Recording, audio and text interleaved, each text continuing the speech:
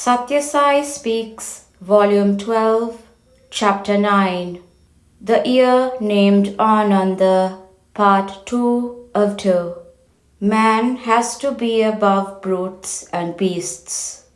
They are sprawling in the slime of self-praise, and they are slaves of their egos, and consequently they are never free from fear or anxiety.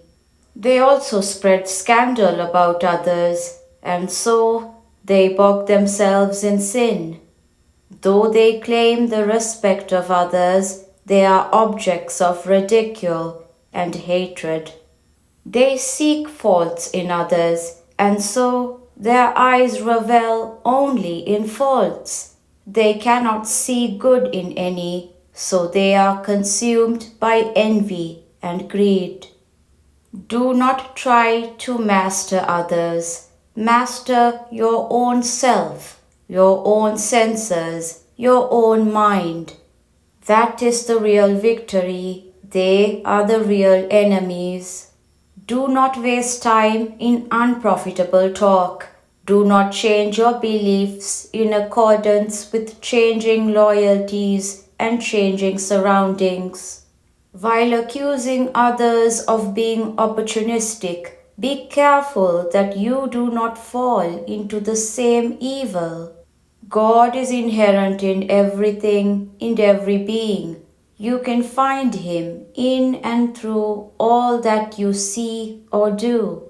In the golden chalice of your heart, He is the wisdom that fulfills.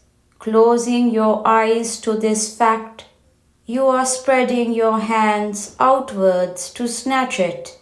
You may be compassionate, but that emotion must be regulated and pure. A compassionate man once brought home a fish he found struggling on the bank of a river in full flood. He placed it between the folds of a warm blanket and poured hot coffee down its throat. He thought it was suffering from a fit of cold. The hot coffee killed the poor thing. He could have saved it by throwing it back into the floods. He lacked the intelligence which would tell him what to do.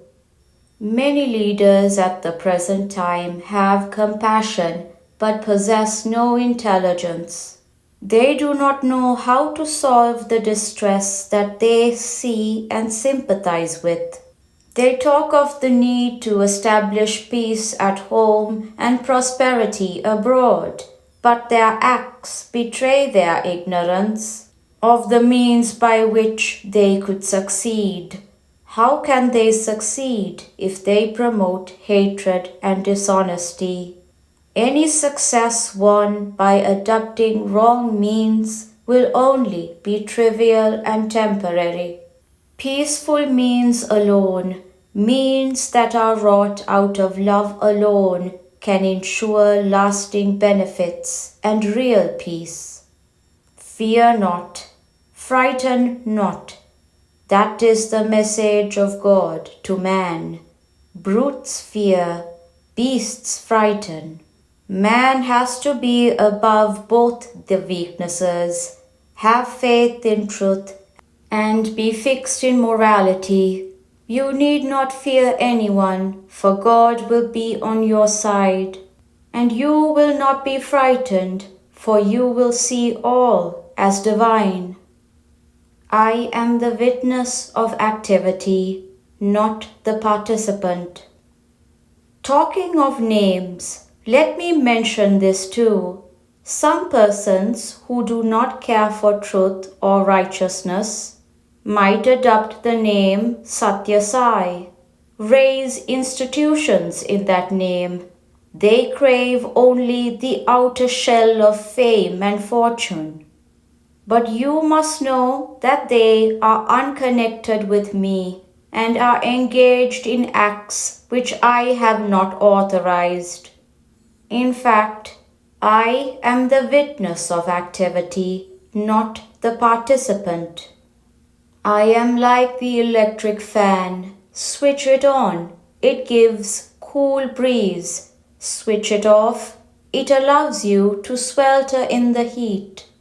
I have no likes or dislikes. Those who talk ill of me are also remembering my name and deriving joy therefrom, and perhaps earning a few paisa thereby. They are happy when they write falsehood. You are happy singing the truth. I am unconcerned with either.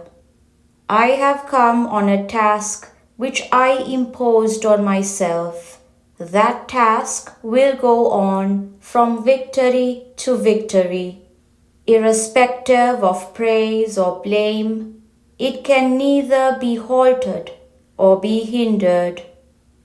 Truth knows no defeat nor fear.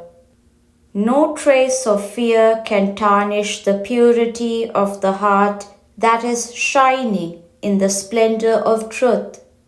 I am Sathya Sai. Sathya Sai means, like the name Shesha Sai, meaning he who is based on, who reclines on the massive coils of the poisonous snake Shesha, or the massive coils of the objective desires. He who is based on truth, who reclines on truth, which the massive coils of objective desires cannot entangle. Truth knows no defeat. Truth knows no fear. It marches on, heedless of acclamation or declamation. Do not attach yourselves too much with the world, for it is ever changing fast and furiously.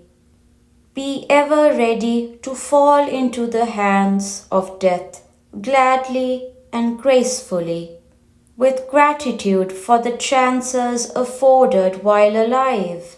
Never grieve, for God is resident in you as your truth.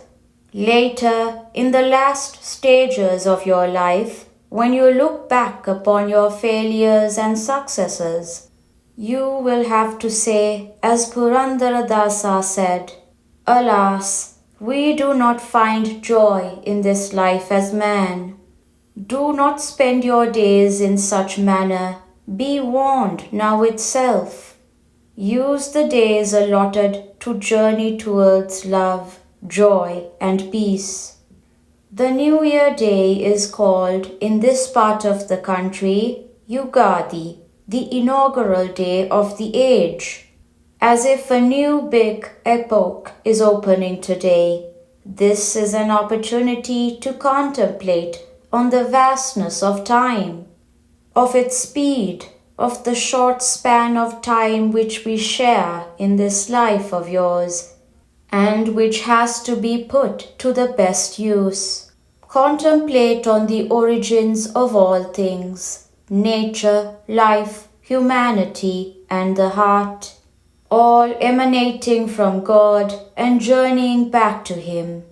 Reflect on the magnificence of this eternal progression from birth to liberation through countless lifetimes. Realize that you, nature, and all that exists, past, present, and future, are all manifestations of God. To attain this awareness, love is the surest means. Do not inflict pain on any other person through word and deed. Control your passions, emotions, and impulses, especially anger, envy, and greed. They thrive on the ego and make it a dangerous weapon. When you are enslaved by your passions, how can you stand forth and claim respect?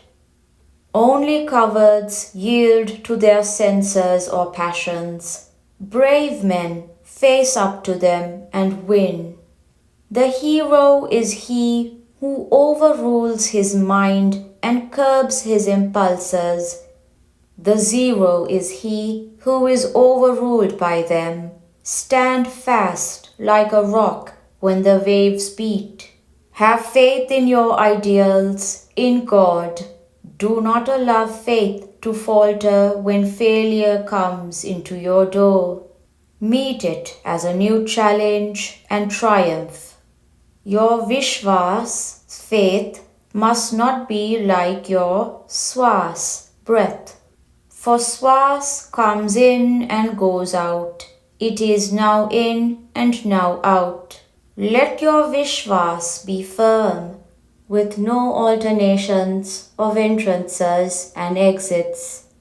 If faith is one full continuous stream, grace too will be showered on you in one full continuous stream.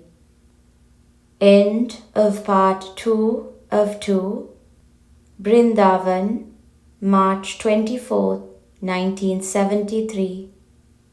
The 4 goals laid down by Sai are in fact those laid down by the Vedas. They are Satya, Dharma, Shanti and Prema. Mankind has to understand the importance of these 4 goals, accept them, adore them, and practice them in daily life. Only then can the divinity latent in man shine forth in all its glory.